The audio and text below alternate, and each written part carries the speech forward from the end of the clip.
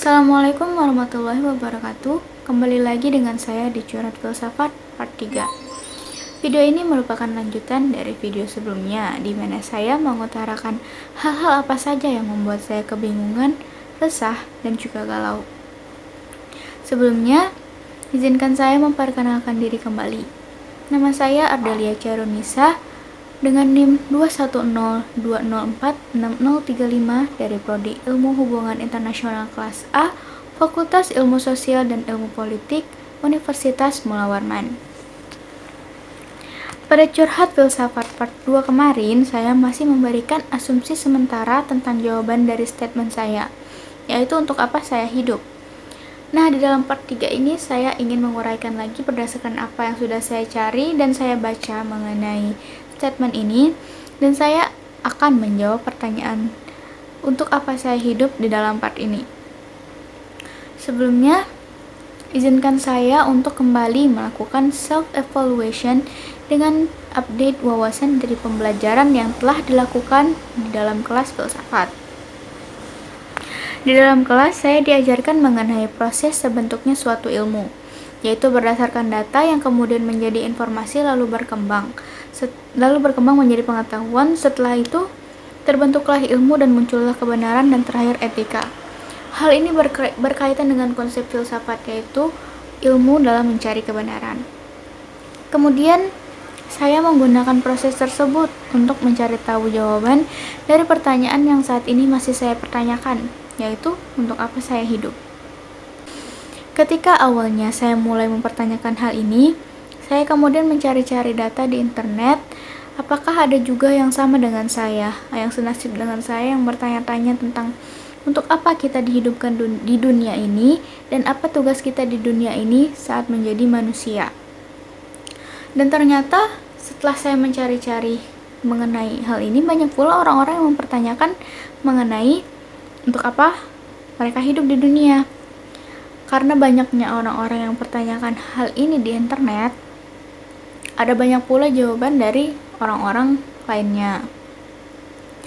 Ada berbagai macam pendapat yang saya dapatkan di internet dan kemudian menjadi informasi bagi saya.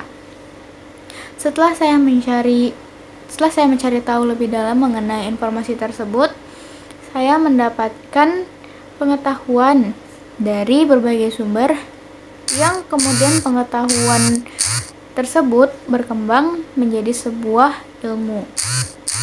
Nah, ilmu tersebut berguna bagi saya untuk mendapatkan kebenaran dari pertanyaan yang seringkali saya pertanyakan. Setelah banyak membaca referensi mengenai untuk apa saya hidup, saya kembali memikirkan jawaban saya sebelumnya, dan saya berpikir bahwa pemikiran saya pada saat itu sudah cukup memuaskan. Namun masih bisa dikaitkan dengan referensi lain yang baru saja saya dapatkan. Sebelumnya, saya berpikir bahwa saya hidup di dunia ini yaitu untuk membantu teman-teman saya yang hidupnya tidak seberuntung saya. Saya merasa bahwa kehidupan saya tidak ada kaitannya dengan diri saya sendiri, dan malah memikirkan kaitannya dengan orang lain. Padahal seharusnya saya fokus dengan diri saya sendiri sebelum memikirkan orang lain. Bahwa apa fungsinya kehidupan ini untuk diri saya sendiri sebelum saya memikirkan bahwa apa fungsinya saya bagi orang lain. Saya kemudian mencari bacaan-bacaan dan saya menemukan beberapa referensi mengenai tujuan hidup. Menurut Richard Dawkins dalam bukunya The Selfish Gene, semua makhluk hidup adalah sekadar kendaraan bagi gen di dalam sel.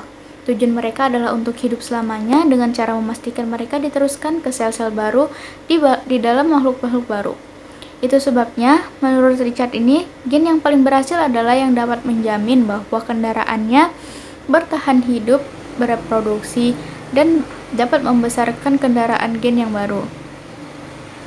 Maka dari itu, saya dapat menyimpulkan bahwa menurut Richard ini, kita hidup di dunia untuk meneruskan gen dari orang tua kita yang diwariskan kepada kita, dan juga akan kita wariskan kepada makhluk-makhluk baru generasi setelah kita, dan memastikan bahwa gen tersebut akan terus hidup dan berkembang. Kemudian ada referensi lain, yaitu yang dikatakan oleh Jean-Paul Sartre bahwa eksistensi kita mendahului esensi kita. Esensi atau jati diri itu harus kita cari melalui keputusan-keputusan hasil pilihan-pilihan kebebasan kehendak kita.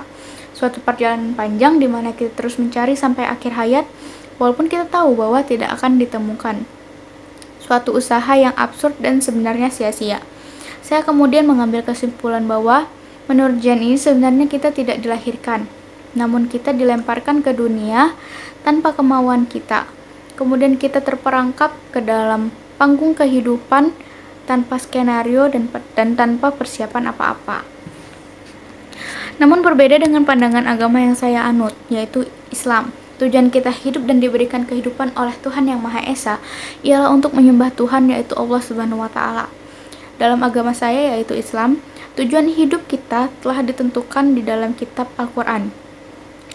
Di dalam Quran surah Az-Zariyat ayat 56 yang berbunyi, "Tidaklah aku ciptakan jin dan manusia kecuali untuk menyembahku." Ibnu Abbas menafsirkan ayat tersebut bahwa agar mereka, jin dan manusia, menetapkan ibadah kepada Allah Subhanahu wa Ta'ala. Kemudian Ibn Al-Jauzi menafsirkan ayat tersebut dengan agar mereka tunduk dan merendahkan diri kepada Allah Subhanahu wa Ta'ala. Selain menyembah Allah Subhanahu wa Ta'ala, ada berbagai macam bentuk ibadah lainnya. Ibadah dalam pengertian yang luas, yakni taat kepada seluruh aturan Allah Subhanahu wa Ta'ala. Taat kepada Allah artinya tunduk kepada seluruh aturannya, mulai dari ibadah mahdoh seperti sholat, zakat, puasa, haji, termasuk juga aspek muamalah seperti ekonomi, politik, dan keluarga, pendidikan, dan lain-lainnya. Dengan demikian, manusia punya misi hidup, yaitu untuk beribadah. Dan beribadahnya ini tidak hanya di masjid, tidak hanya di sajadah, tidak hanya berhaji, tetapi juga di kantor, di kursi parlemen, di meja pengadilan. Jadi orang-orang yang memiliki misi ibadah ini tidak hanya rajin ibadah, tetapi juga tidak korupsi dan tidak membuat kebijakan yang dapat menyengsarakan rakyat dan lain-lainnya. Misi hidup inilah yang kemudian nantinya akan dituntut pertanggungjawabannya oleh Allah Subhanahu wa Ta'ala, layaknya seorang presiden yang diberikan mandat oleh parlemen. Setelah tugas selesai, yang memberikan mandat, yaitu parlemen, akan bertanya kepada sang presiden sejauh mana dia telah melaksanakan mandat tersebut. Nasib presiden pun akan ditentukan apakah dia bisa bertanggung jawab ataupun tidak. Sama halnya dengan ibadah, misi kita di dunia itu. Dengan ibadah ini nanti kita juga akan menentukan nasib di yaumul akhir.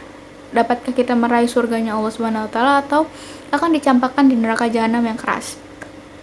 Maka dari itu saya menyimpulkan bahwa saya hidup di dunia ini untuk menjalankan misi yang diberikan Allah Subhanahu wa Ta'ala, yaitu untuk beribadah kepada Allah Subhanahu wa Ta'ala.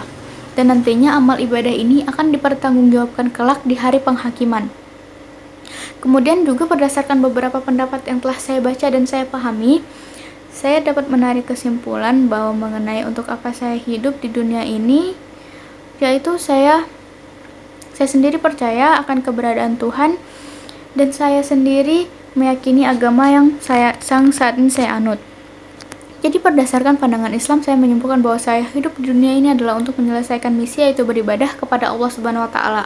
Dan sebagai seorang mukmin, kita juga diajarkan untuk berbuat baik dan membantu sesama yang membutuhkan. Apalagi menurut saya semua yang telah Allah berikan pada saya itu sudah lebih dari cukup, dan saya sangat beruntung menjalani hidup yang saat ini diberikan kepada saya. Maka dari itu, sesuai dengan curhat filsafat part 2 kemarin, saya juga tetap berpikir bahwa saya hidup di dunia ini untuk membantu teman-teman saya yang hidupnya tidak seberuntung saya. Saya hidup untuk menuntun mereka menuju ke arah yang lebih baik lagi. Saya hidup untuk mengembalikan kesehatan jiwa mereka, dan saya hidup untuk membuat mereka menemukan keistimewaan hidup yang sebenarnya. Selain itu, saya juga percaya bahwa manusia akan terus meregenerasi. Maka dari itu, kita hadir atas dasar gen yang diwariskan nenek moyang kita, dan nantinya kita pun akan mewarisi gen tersebut. Kita hidup untuk terus menghidupkan gen-gen nenek moyang dan memastikan gen tersebut akan terus meregenerasi hingga akhir. Sekian curhat filsafat saya. Terima kasih telah menonton curhat filsafat saya dari part 1 hingga part 3 ini. Dan saya mohon maaf yang sebesar-besarnya apabila saya masih memiliki banyak kekurangan dan masih kurang fasih dalam banyak hal. Sekian dari saya. Terima kasih dan wassalamualaikum warahmatullahi wabarakatuh.